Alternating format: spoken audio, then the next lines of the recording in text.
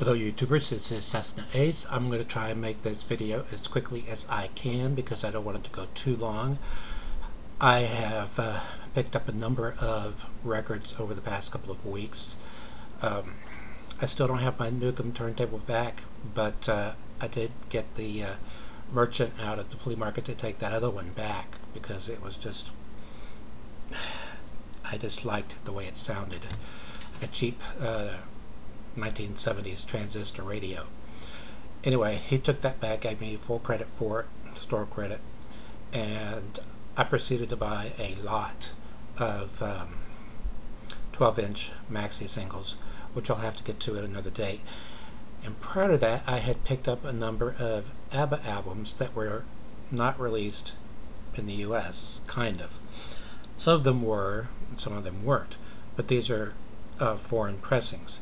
I did have a couple of American pressings, a Brazil pressing, and 3 Japan pressings. I have since added 2 more Brazil pressings, one from Sweden and one from Yugoslavia. Something else I'm going to have to get to, because I haven't picked them up yet, is I have purchased 150 78 RPM records from this dealer. I already have over 1,000, but real quickly, I have them in the standard 10-inch size, and I have them in the one of the earlier sizes, 12 inches, and I have them from the US, the UK, Germany, and Italy, such as this 12-inch one from Germany,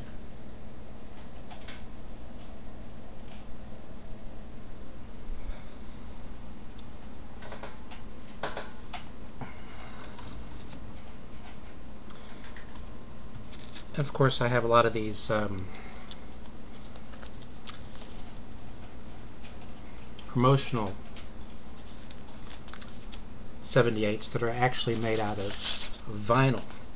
So when you play these, you have to use the vinyl stylus and not the one meant for your standard conventional 78 made out of shellac and various filler elements, because that needle will tear one of these up. If you use a vinyl stylus on a shellac 78, you'll rip that stylus right out of the cartridge. But anyway, this is made out of vinyl.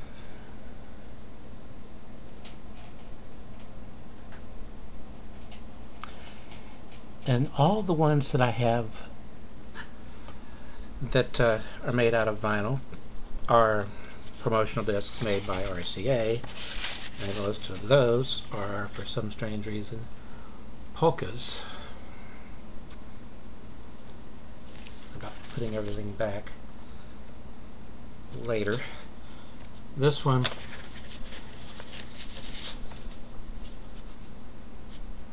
it feels like it's made out of vinyl, but anyway, I have a lot of 78s on the King label.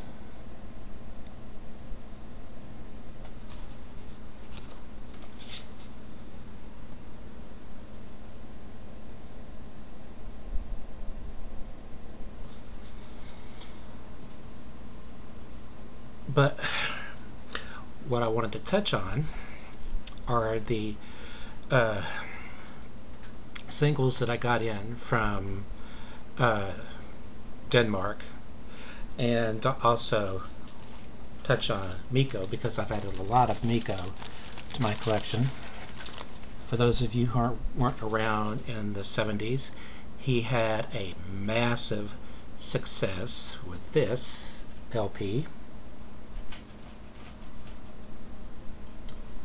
Music inspired by Star Wars and other galactic funk.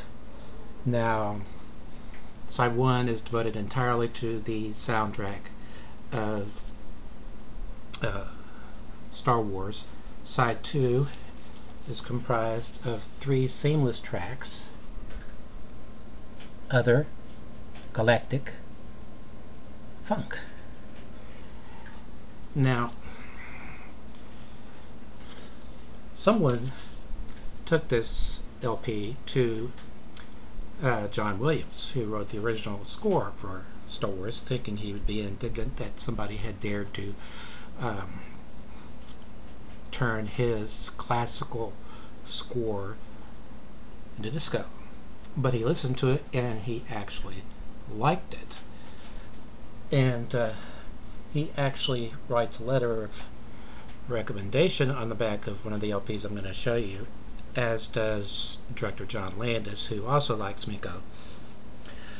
But the success of that LP led to a lot of inferior stuff coming out. Usually if it's on the Pickwick label and it's disco, it's trash.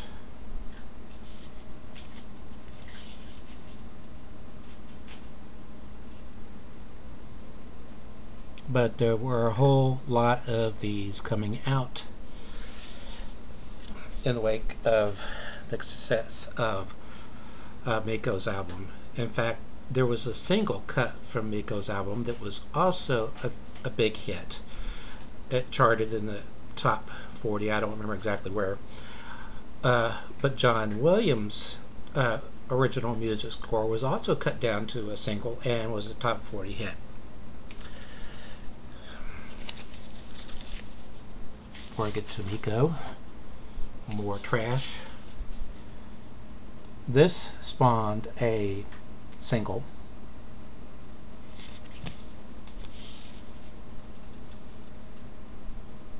Can't remember if I said single or sequel before, but if I said sequel, I meant single.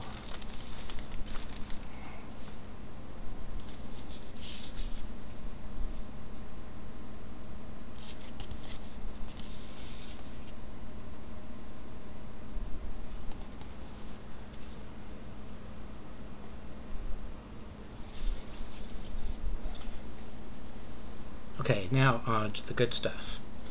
After the success of this LP,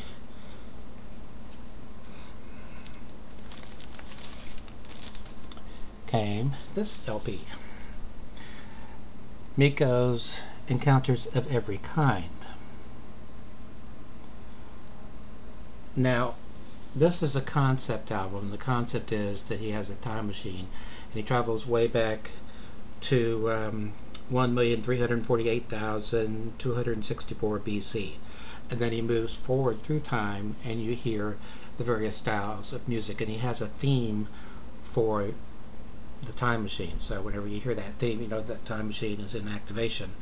And the final track is theme from Close Encounters, which was also released as a single. But the theme prior to that is Meco's theme, 1978 AD, New York City, atop the Millennium Building.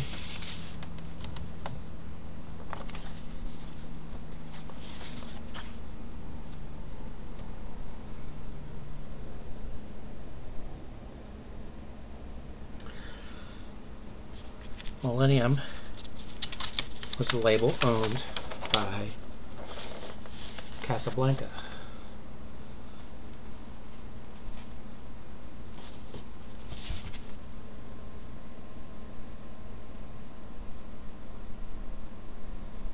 I don't know if you can make out that Casablanca logo underneath the Millennium logo or not.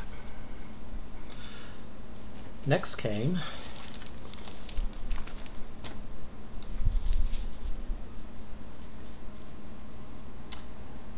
this album. Side 1 is devoted entirely to the soundtrack to Star Trek the Motion Picture, and Side 2 is dedicated entirely to the soundtrack to the Disney film The Black Hole. I prefer the Star Trek side.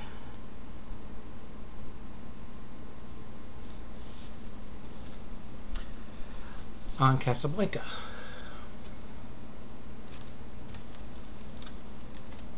Next came an album. There was an audiophile magazine that I subscribed to for a long time, for years and years and years, called Stereo Review. And in each issue they would review a handful of albums.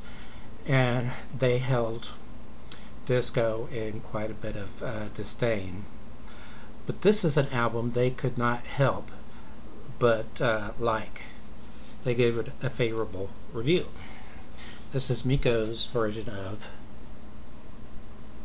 The Wizard of Oz.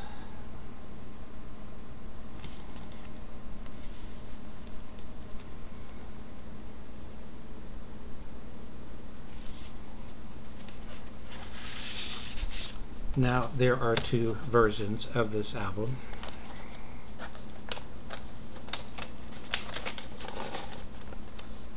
This version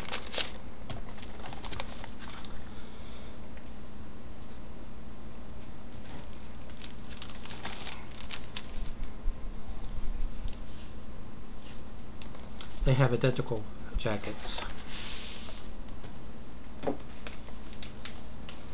And in keeping with the spirit of the Yellow Brick Road, it was also pressed in yellow vinyl. I don't know how common each is relative to the other. I have one copy of it in black and two in yellow.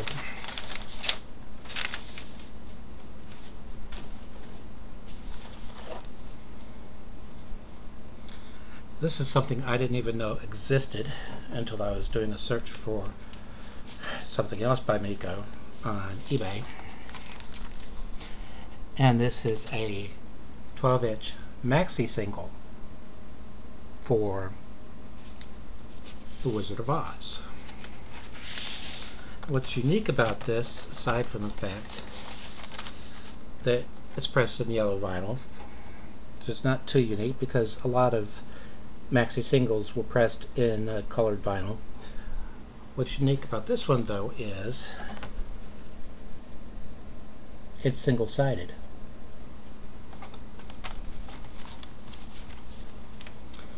Trying to go as fast as I can.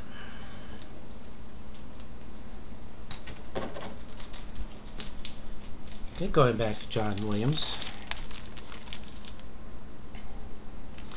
He did an album called Superman and Other Galactic Heroes. Super Meco. This has a letter of endorsement on the back from John Williams.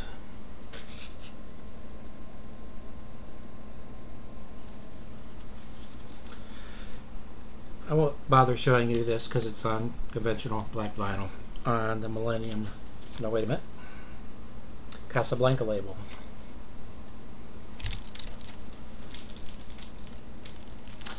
This was the official soundtrack album to this movie.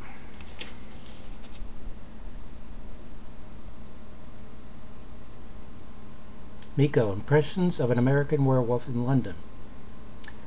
Now, there is a letter on the back of this from John Landis.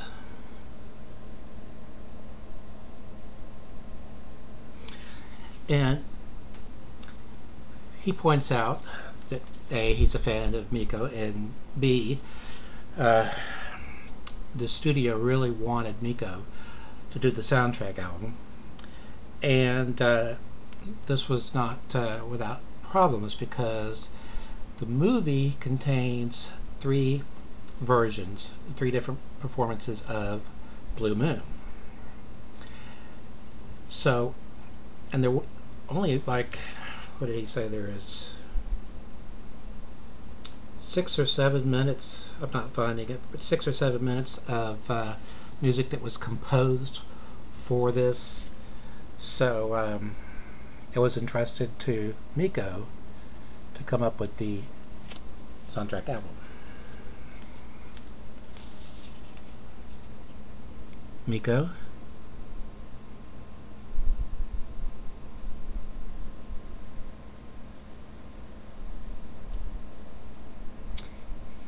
and the lucky dog there getting to kiss the lovely Jenny Agutter. This is on Casablanca, but as you probably noticed, manufactured and marketed by Polygram Records. Okay, this is one I did not know even existed.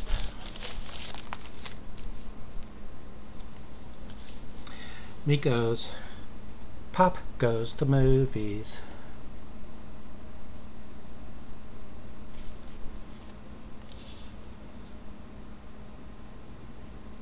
I won't go over the list of movies covered, but it's really good, and it points to why John Williams is such a fan of Meco's.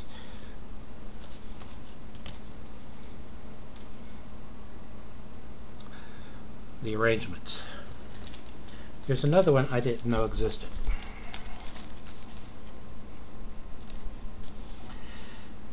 This is Meco doing adaptations of big band music.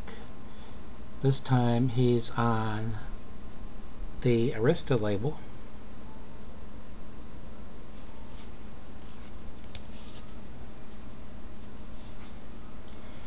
Okay, I'm getting down to the singles that I got from Denmark. I also wanted to show you, I picked up the single released by Casablanca.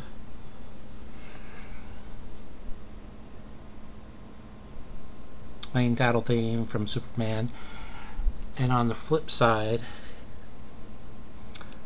the love theme from Superman, which I've always not liked, regardless of who's doing it. I mean, in the original movie I didn't like it. This is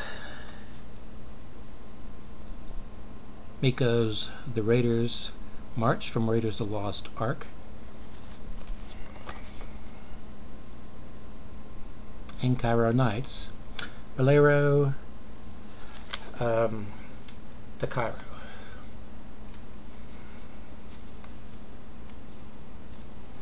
This one, the sleeve is a little chewed up, but I can't help that. That's how it comes. This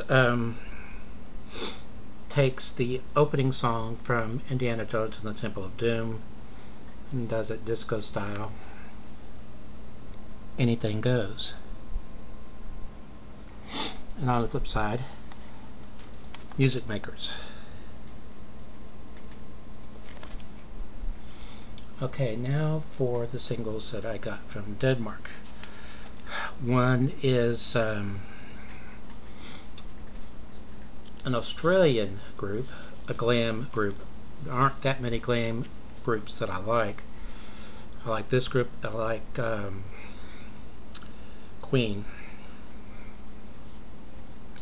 The Sweet. Now this single was released in the US. Same combination, Wig Wham Bam on the A side and New York Connection on the B side. But the American release did not have a picture sleeve version. This one, which it says quite clearly, this was manufactured in Germany, did come in a picture sleeve.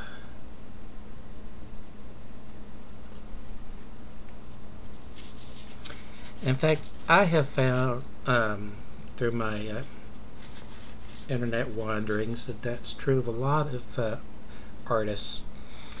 Songs that were released here that but didn't get a picture sleeve oftentimes did in other markets. Okay, this is a German group, manufactured and released in Germany. It's Techno, and this is the strangest version of the Bill Haley classic Rock Around the Clock that you are likely to come across from Telex. That's the name of the group. Side 2 is Moscow Disco.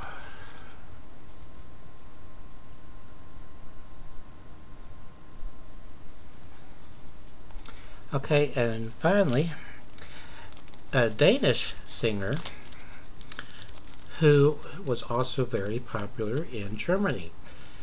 And she could sing in German and does so on this release. She wound up living in Sweden, I believe. She quit. She was charting clear up until 1995, and stopped touring in 2005, and sadly passed away in 2010. But both the A side and the B side are sung in German, and both sides of the sleeve are identical.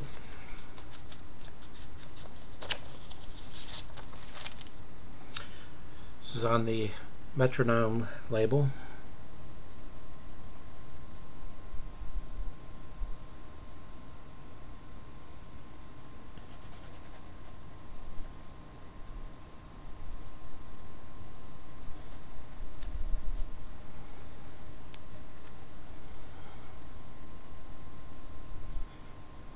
Okay, I've ordered 3 more records, singles from abroad, so when those come I will show them to you. As usual, links down there, and stay awesome.